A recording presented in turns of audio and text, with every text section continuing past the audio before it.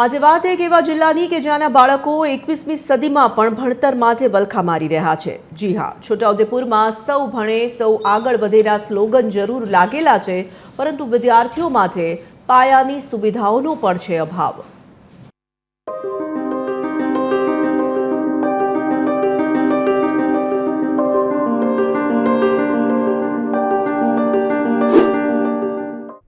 વાળા બે ઓરડાનું મકાન અને આ મકાનમાં જ આવેલી છે બાલવાડી। જી હા, છોટાઉદેપુરના ગદવાલ તાલુકાના ઝરી ગામમાં આ જ ભૂતિયા મકાનમાં ધોરણ 1 થી 5 ની શાળા ચાલે છે। આ કાચા મકાનમાં ધોરણ 1 અને 2 ના મળીને કુલ 72 વિદ્યાર્થીઓ અભ્યાસ કરે છે અને તેના માટે છે માત્ર એક શિક્ષક। અને હવે આ દ્રશ્યો પણ જુઓ। આ શાળાથી બસ અડધો કિલોમીટર દૂર બીજી શાળા આવેલી છે કે જ્યાં ધોરણ 3 થી 5 ના કુલ 55 બાળકો અભ્યાસ કરે છે।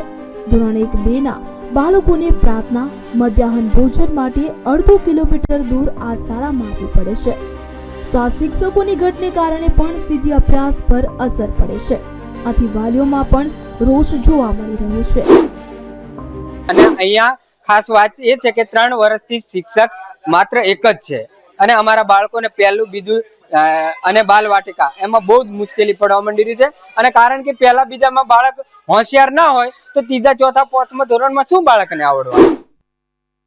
આ તો સવારમાં પહેલા પ્રાર્થના કરવા આવે છે અહીં, પછી 1 કિલોમીટર દૂર ચાલતા જાય છે, પછી પાછા જમવા બપોરે અહીંયા આવે છે, પાછા જમીને પાછા 1 કિલોમીટર ચાલતા ભણવા જાય, પાછા ફરી પાછા 4 વાગે નાસ્તો કરવા પાછા અહીંયા આવે, ફરી પાછા થઈ જાય તો અમારા છોકરાઓનું ભણતર આવવા જવાનું પૂરું થઈ જાય। 3-4 ધક્કા થાય છે આખા દિવસમાં, એટલે આખા દિવસની અંદર આટલા ધક્કા ખાવા કેટલું ભણતર બગડી જાય।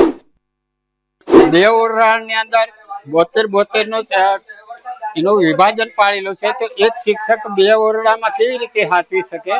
તો માનો કે પેલી બાજુ જાય છોરા લડતા હોય, પછી કોઈ છોકરાને ધમકી આપે તો લડાઈને પછી ઘેર નાહી જાય, બે બાજુ શિક્ષક કેવી રીતે એનું ધ્યાન રાખે? શિક્ષકનું પણ કહેવું છે કે શિક્ષકોની ઘટને કારણે બાળકોનો અભ્યાસ પ્રભાવિત થાય છે, ત્યારે જો પૂરતા શિક્ષકો હોય તો બાળકોને યોગ્ય શિક્ષણ મળી શકે।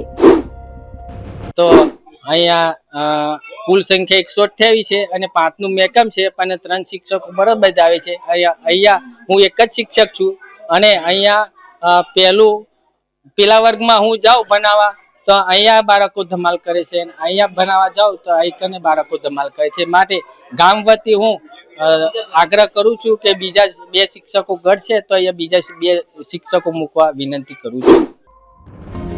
આ બાબતે જ્યારે TV13 ગુજરાતીની ટીમ જિલ્લા શિક્ષણ અધિકારી પાસે પહોંચી તો તેમણે કહ્યું કે શિક્ષકોની ભરતીની પ્રક્રિયા ચાલુ છે અને શાળાના બિલ્ડિંગની પણ વ્યવસ્થા કરાશે। મહેકમ ટૂંક સમયમાં જ્ઞાન સહાયક અને બદલીના કેમ્પોમાં પણ નિમણૂક થઈ જશે, અને જે ઓરડાની ઘટ છે એ 2 ઓરડાઓ પણ સમગ્ર શિક્ષા દ્વારા મંજૂર થયેલા છે। ટૂંક સમયમાં વર્ક ઓર્ડર આપી અને કામગીરી પૂર્ણ કરવામાં આવનાર છે। વાતો ઘણી બધી થઈ રહી છે, પરંતુ ખરા અર્થમાં અમલીકરણ ક્યારે થશે? અને ગુજરાતમાં આવી કહાની માત્ર એક શાળાની નથી, આવી તો તમને અનેક શાળાઓ મળી જશે। અને આથી જ પ્રશ્ન એ છે કે આવામાં કેવી રીતે ભણશે ગુજરાત?